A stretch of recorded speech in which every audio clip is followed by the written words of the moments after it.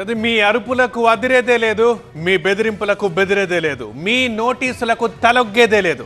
My name is Ambati, నాకు అడ్డు ఎవరేంటి అంటూ మరోసారి మాటల తూటాలు పేల్చారు మాజీ మంత్రి అంబటి. తన వ్యవసాయ భూమికి సర్వే పేరుతో నోటీసులు ఇవ్వడంతో పాటు రాజమండ్రి జైలు జీవితం పైన చేసిన కామెంట్స్ ఇప్పుడు మళ్ళీ కాకరేపుతున్నాయి.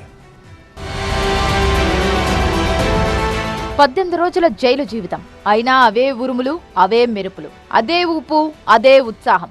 ఇంకా చేస్తారు, నాకు తెలుసు. ఇంకా ఎదుగుతున్నారు. ఏదో లిక్కర్లో ఎదుగుతారంట, ఆ ట్రాన్స్పోర్ట్లో ఎదుగుతారంట, నన్ను 18 రోజులు పెట్టడం కుదరదంట, ఇంకా పెట్టాలంట. పెట్టుకోండి, ఎవడు కదా. సెంట్రల్ జైల్లోంచి వచ్చేటప్పుడే చెప్పా మళ్ళా వస్తానని. విన్నారుగా అంబటి మాట. పక్కాగా టార్గెట్ చేశారు. ప్రతి దానికి నోటీసులు ఇస్తున్నారు. రాజమండ్రి జైలు నుంచి బయటకు వచ్చేటప్పుడే చెప్పా మళ్లీ వస్తానని అంటూ మరోసారి తనదైన స్టైల్లో ప్రభుత్వంపై విరుచుకుపడ్డారు అంబటి. తన ఆస్తులపైన దాడి చేస్తున్నారంటూ ఆగ్రహం వ్యక్తం చేశారు అంబటి రాంబాబు. సత్తెనపల్లిలో వ్యవసాయం చేసుకోవడానికి 22 ఎకరాల భూమిని కొనుక్కుంటే ప్రభుత్వానికి వచ్చిన నష్టమేంటో అన్నారు. సర్వే పేరుతో నోటీసులు ఇవ్వడం అత్యంత దారుణమన్నారు. కృష్ణానది గర్భంలో ఉన్నటువంటి గెస్ట్ హౌస్ లో ఆయన నివసిస్తూ నా పొలంలో ఒక చిన్న గెస్ట్ హౌస్, ఒక బాగా ఉంటే దాన్ని మీరు ప్రశ్నిస్తారా? చంద్రబాబు నాయుడికి, లోకేష్ ఇంక పని పాట లేదనుకుంటా ఈ రాష్ట్రంలో. నా ఆస్తులు ఎక్కడ ఉన్నాయి, దానిలో ఏముంది అని రంధ్రాన్వేషణ చేసి ఏం చేస్తారు మీరు అడుగుతా ఉన్నా. ఇప్పుడు దాకా ఏం చేశారు, ఇంకా ముందు ఏం చేస్తారు? తన పొలంలో ఏముందో తెలుసుకోవడానికి అధికారులెందుకు? చంద్రబాబు, లోకేష్ వచ్చినా ఎలాంటి అభ్యంతరం లేకుండా చూపిస్తానన్నారు అంబటి. చంద్రబాబు లోకేష్ ఇద్దరే రమ్మడు, రండి. ఈ విజిలెన్స్ చూడేందుకు, ఇద్దరు రండి చూడండి. మీ హరాస్మెంట్కి భయపడిపోయి మేము వైఎస్ఆర్ కాంగ్రెస్ పార్టీ వదిలిపెట్టి మీ అంట తిరగాల.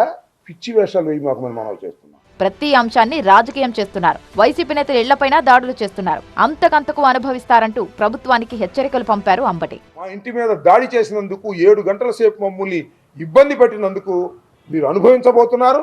మళ్ళా దీనికి కూడా మీరు అనుభవిస్తారని ఈ సందర్భంగా నేను చెప్పలేదు. తిరుపతి లడ్డూపై రాజకీయం చేస్తున్న చంద్రబాబును ఆ 7 కొండల వాడే చూసుకుంటాడంటూ మండిపడ్డారు అంబటి రాంబాబు.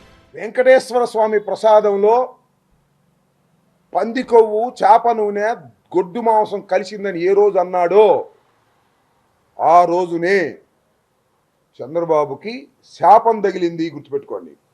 భగవంతుడు క్షమించడు. మొత్తంగా జైలు జీవితం తనలో ఉన్న పట్టుదలను ఇంకా పెంచిందంటున్నారు అంబటి రాంబాబు. జగన్ నాయకత్వంలో కూటమి ప్రభుత్వాన్ని కూకటి వేళ్లతో కూల్చే వరకు పోరాటం ఆగదన్నారు. అక్రమ కేసులు, నోటీసులకు తలొగ్గేదే లేదన్నారు.